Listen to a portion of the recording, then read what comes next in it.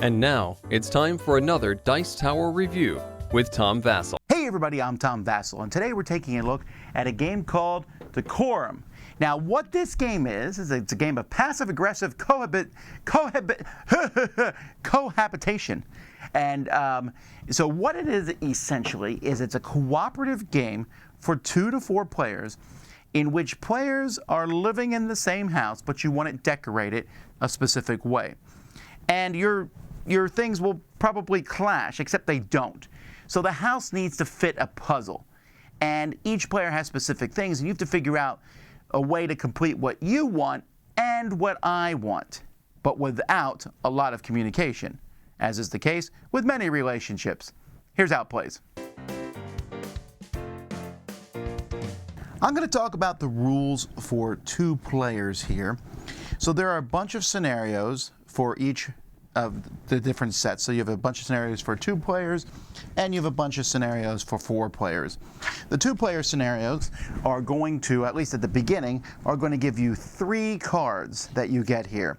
1 card is for each player. You can decide who gets which card. And then another card here, the one that shows the 2-player at the top, is basically a setup card. This doesn't spoil anything, so it will show you what items go in each of these rooms. Now you're going to notice that there are 4 different colors: red, yellow, green, and blue. There are 3 types of items: wall hangings, curios, and lamps. And there are different styles: modern and antique, retro, and unusual. So this setup here, so let's get the red lamp in this room, and then the kitchen has this here. Each room is also painted a color, so you can see the bedroom is painted green, the bathroom is painted blue, the living room is painted yellow, and the kitchen is painted red. So this is the setup, and that's pretty much all you need. It also has a bit of a story. Each player's character card also has a story that talks about that particular person. So this is Spencer. It tells you their story. And then on the card itself are a bunch of conditions. Those conditions are likely not met by the house. Like my condition, I'll just give you some example. It might say, I want all the rooms painted red. Or I want there to be no lamps in the downstairs. Or on the left side of the house, I want there to be only warm colors, the red and yellow. Whatever, there's these different conditions, but your conditions are not going to be met, so you are not fulfilled. Each turn of the game, players are going to take turns, and you'll keep track of them using this token here. And on your turn, you have different options. You can add something to a room. You can take something away from a room. You can switch something in a room, but it has to be the same type. Like I might switch this yellow wall hanging for a green wall hanging. When you do this, your partner is going to say, I love that, I hate that, or I don't really care. Something along those lines, like I think it's a great idea, bad idea, or I don't really care. You can't give more details than that. You can't really give clues to what you have other than saying you like what someone did or dislike what they did. Another thing you can also do is you can switch the paint job of a room, like that, or you can pass and do nothing. After you're done with that action, if all your conditions are met, you can say, I'm fulfilled. And if both players are fulfilled, you'll reveal your cards, and at that point, players will check if all the conditions are fulfilled, you win. That's likely not going to be the case, so you're just going to keep moving this track. Once you get to the end of the track here, point 15, you're going to take one of these heart tokens, turn over, have a heart-to-heart. At that point, you can read each other one of your conditions. I might say, hey, one of my conditions is none of the rooms are painted yellow, so stop painting them yellow, or whatever, that's my condition. And so you each show each other one condition, and then you keep going. The track starts moving backwards, but every time it gets to one of these, you get to do another heart-to-heart. Once you win, you score of sorts. You get 3 points for each condition that you've done, and you get 2 points for each heart that hasn't been turned over. You're also allowed to, at the beginning of the game, if you're like really stuck, you can jump to round 15 and have your first heart-to-heart early. That's kind of it. You will then go to the next one, and as you progress and get farther in the game, some of these, this one has more than 2 cards, for example. I think 12 is the one. Right. Because there is now a card, a 4th card, which I'm not going to show you because I don't want to spoil it, that will add new rules to the game. and new things will happen. It basically just makes the game more complex. They definitely get more complex as you move farther in the game. Now that's the 2-player game. The 4-player game is very similar. This one doesn't have numbered scenarios that you're supposed to play through in order. In this case, in a 4-player scenario, there's a bunch of small cards that will go to each person, and during the heart-to-heart, you'll give one of those small cards to another player, because now there are 4 different people who want things. You'll start with the house set up like normal, but now each person has their own set of things they need to get done. The components for the game are fine for the most part. I'm not a big fan of the fact that this track goes to 15 and then you start up here in 16 and go, and then we're going backwards, and it's just, I found this to be kind of messy. This I don't know, why not just have a 30-point track up there? And it's also something when we play in games, we're always forgetting to move it. The tokens are nice. It's interesting when you look at the different types, they actually have different art on them. I mean, it's very similar, but this is the retro blue wall hangings. I kind of like that.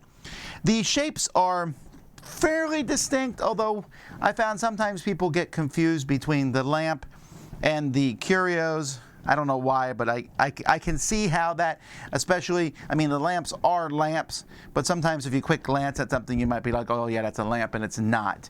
That's not that big of a deal, but I noticed that that's a possibility.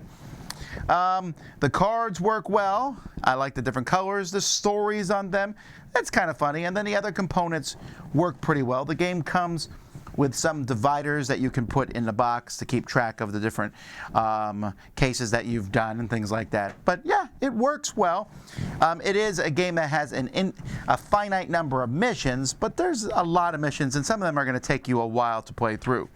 The rule book's pretty clear, going through the different things, although I have a couple things to talk about that in a moment. Now there's a couple of things to talk about here. The first is the communication. The rules talk about communication, and they give you ideas of what to say, like, I really love that move, or I hate that move with a passion, or whatever it is. But essentially you have a 3-pronged red, green, yellow light response that you can make. The rules mention, hey, you got to be careful not to give hints out in other ways, although you can as a group decide to do this, blah, blah, blah. And it is kind of tricky. Any limited communication game is always going to be a little tricky as to what you can say, how the inflection of your voice. You know, for example, if I have something that says I don't want any yellow lamps in the house, and you put a yellow lamp in, I can go, I hate that. I really hate yellow lamps. Okay, wait, you just gave away more information than you should. Does that make sense? You really got to be careful exactly how you do it, but again, it's kind of up to your group. And so some people, and there's a lot of these games out there, when there's that limited communication, you're like, well, just how limited? Because no one is a robot. Well, most people aren't robots. You're like, that is a good move. You can't really do that. And even the way you remove things, like you take something and slam it to the side, like, oh, okay, you definitely don't want that in the house at all. You can give out that information. So that's a thing, right? It doesn't bother me because limited communication in this game, I think, works.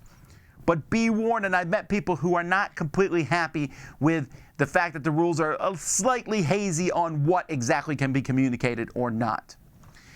A bigger issue for this game is the fact that I think it plays completely differently with 2 and 4 players. And in fact, the rules in the game is like, hey, it's a 2-player game that you can also play 3 to 4.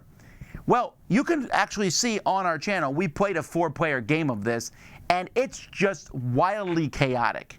It's really easy for you to be fulfilled because the options aren't as stringent while the other people aren't, and you're trying to figure out what 3 people want. They're giving cards to 1 person. It's a much more chaotic game, and I gotta be honest, not a huge fan of that. It's okay at best. The 2-player game, very good. But I need to tell you about this because I really like the 2-player version of this. It's fun. But you gotta know going in that if you're gonna play this mostly multiplayer, I would hesitate on that, at least from me, because I like logic games. With 2-player, I'm like, okay, you did this, I'm thinking about what you did. When there's 3 people in the mix, it becomes a much more messy thing. Now, I will say, if you play the 2-player game, you start off, you're like, that wasn't so hard. And I'm telling you, it really ramps up. You know, because at the beginning, they might say things like, on the left side of the house, only yellow. Great. But as time goes by, and I'm not even mentioning the stuff the other envelopes had, but as time goes by, it might be the second thing in each of the groups of 3 cannot be green. Things like that. And then that starts getting trickier to try to figure out what your opponent wants. The scoring system's wonky. I hate it. Okay, it makes no sense. Okay, you get points for the number of conditions you fulfill. Well, you either win or lose. And then 2 points for each heart you move over. Pfft, whatever. We win or we don't win. That's where we end on when we play this game. And I have fun doing it. The stories are okay. You know, you're a person, and the people that you meet in the first envelope might show up in envelope 6. Fine. You know, I don't mind that, but it's really just a logic deduction puzzle for 2 people. And in that case, it works really well. I haven't played any game really that's like this. It reminds me of a lot of logic puzzles that I do with pen and paper, and I like them. So I am recommending this for 2. I want to be really clear on that. That's where Décorum stands. And you might want to play with more than 2. I mean, 3 and 4 might work for some people, but I just don't think that's the way I would, and I would imagine most people are going to also enjoy it at 2. So, also, I really like the color of this box. That's pretty neat. Anyway, that's Décorum. I'm Tom Vasel, and you've been watching the Dice Tower. Dice Tower Judgment approved.